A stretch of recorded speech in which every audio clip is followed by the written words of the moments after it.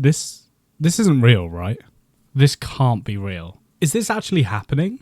Well, I guess the Snyderverse bros got their way. Damn it! Hello, welcome to another That's Just Joe video. My name's Joe and that's about it, but that's not about it. We have some big news. Netflix is to acquire Warner Brothers. This has just happened. Following the separation of Discovery Global for a total enterprise value of $82.7 billion. $82.7 billion. That's absolutely insane. If you could just not munch the Christmas tree, that would be absolutely fucking awesome. That'd be so good. And, you know, this press release from Netflix themselves confirming the acquisition is insane, you know, saying we're going to be able to have Netflix and Warner Brothers content taking their content. I honestly don't know how they do this. How have they had over 80 billion in the bank account? How has Netflix had that? Because they've been struggling for the last couple of years. And to kind of break down what this means for projects on Warner Brothers side and Netflix kind of converging, I've obviously used Google to type in what does the Netflix Warner Brothers acquisition mean in simple terms. This channel was originally going to be called Simple Joe, but you know, that was a little too mean. And basically this AI overview, unfortunately, breaks it down very well. So Netflix is acquiring the film and TV studio side of Warner Brothers Discovery, including HBO and HBO Max, the DCU, and franchises like Harry Potter and Game of Thrones. You're going to be watching The Batman Part 2 with a Netflix logo at the beginning now. But I don't know what this means for Netflix going forward. What does it mean for their content? Are we going to have Batman versus Vecna? They can do not just anything, they can do everything. Warner Brothers' catalogue of films and TV shows is insane. What's funny for me living in the UK is that we're due to get HBO Max in the UK in 2026. But with this acquisition, no need. Netflix owns Warner Brothers, basically. So all the Warner Brothers film and TV shows will be available on Netflix. We don't need a HBO Max, which is handy because that's one less streamer we need to be subscribed to.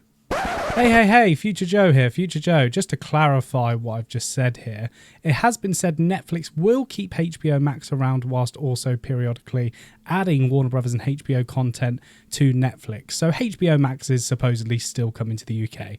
Anyway, back to the video. There'll be a few of these Future Joe bits probably. Ugh. My biggest concern with this acquisition is theatrical releases. Cinema is dying. It literally is dying. Like, cinema is still really big, but only for a short amount of time when these big films come out. Like Barbenheimer a couple of years ago. Barbie and Oppenheimer coming out, I think it was literally the same day. And everyone went in their droves and oh my God, they made so much money, those films. And I actually recently went to the cinema to watch an early screening of Wake Up Dead Man, the new Knives Out film. But it was only for a limited amount of time it would be in cinemas. And that's such a shame because it was such a great film to see in a theatre with loads of people. And granted, in this press release and other news articles I've looked at, they have said they're going to continue theatrical releases for Warner Brothers properties. So the next Superman movie won't be just dropping on Netflix and not in cinemas. We'll still be getting cinema releases, but also it makes me think of the time frame for how long they'll be in cinemas. Like, is the Batman Part 2 going to be in cinemas for just a couple of weeks and then suddenly drop on Netflix? There is no guarantee that, oh yeah, we're just going to keep them in cinemas for months and then wait to release them on our streaming service. A bit like Disney Plus, you know, with the Fantastic Four. They wait a couple of months, you know, to get the box office earnings and then drop it on Disney Plus. But there's no guarantee. There is no guarantee that, like, the theatrical releases of especially the Warner Brothers properties is going to stay in for theatres for long, depending on the sort of film. And I'm not just talking about big franchises, but I'm talking about little films. Something like Wake Up Dead Man, like, is a film of that ilk from Warner Brothers catalogue, from Warner Brothers, going to be in cinemas for just a couple of days and then it's on Netflix? It's like, there's still so many questions, and I think we're going to have to wait a while until we have answers from Netflix themselves once the acquisition has gone through. Another big concern I personally have is what happens to physical media. Mike Flanagan, fantastic director and writer who did some of Netflix's best horror TV shows, The Haunting of Hill House and Bly Manor, Midnight Mass. Like, he was very vocal about how Netflix were actively hostile towards physical media. So does physical media just go away. That was pretty cool. That was seamless. Or Netflix, like Disney Plus, use their brain and go, oh, actually, it'd be good to put some of our really popular TV shows that are only available on Disney Plus into special edition physical media steelbooks and everything.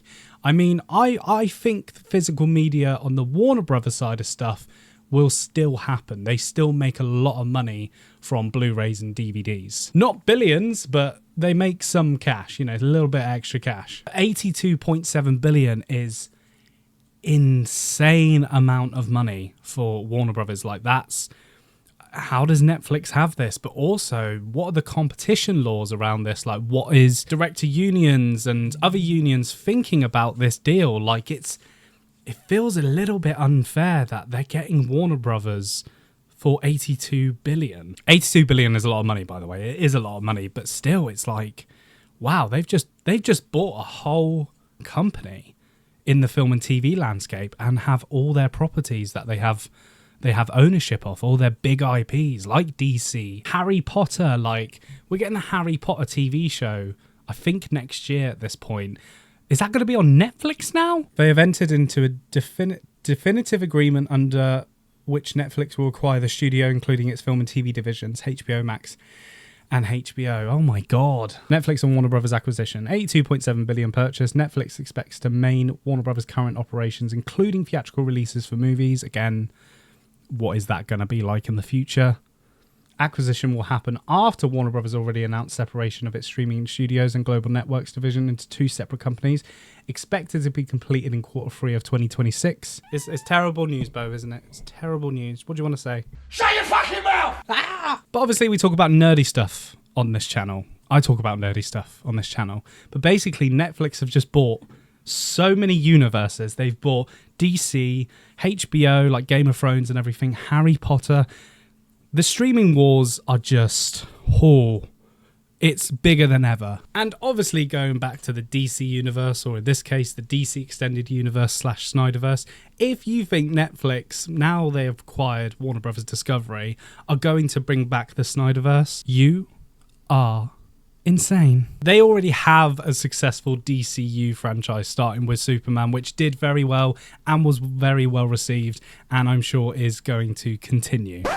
Hey, Future Joe, once again. And yes, the DCU is going to continue because Superman and DC Studios are highlighted in Netflix acquisition graphic today, shared by Home of DCU. Thank you to them. So yeah, I'm very confident that the DCU and DC Studios is still going forward no matter what's going on with the acquisition. So there's still good news in this. And sure, James Gunn and Peter Safran, I don't know about DC Studios. What is going to happen with them? Are they going to be able to still greenlight stuff? Are they still the sole sort of people that run that studio? Or is Netflix going to have more involvement in DC Studios and be the ones to greenlight stuff and say yes and no to stuff? To kind of wrap up this video, the funniest thing about this acquisition is James Cameron, not very long ago, said that he doesn't think Netflix should be allowed to compete for Oscars. We'll put the movie out for a week or 10 days. We'll qualify for Oscar consideration. See,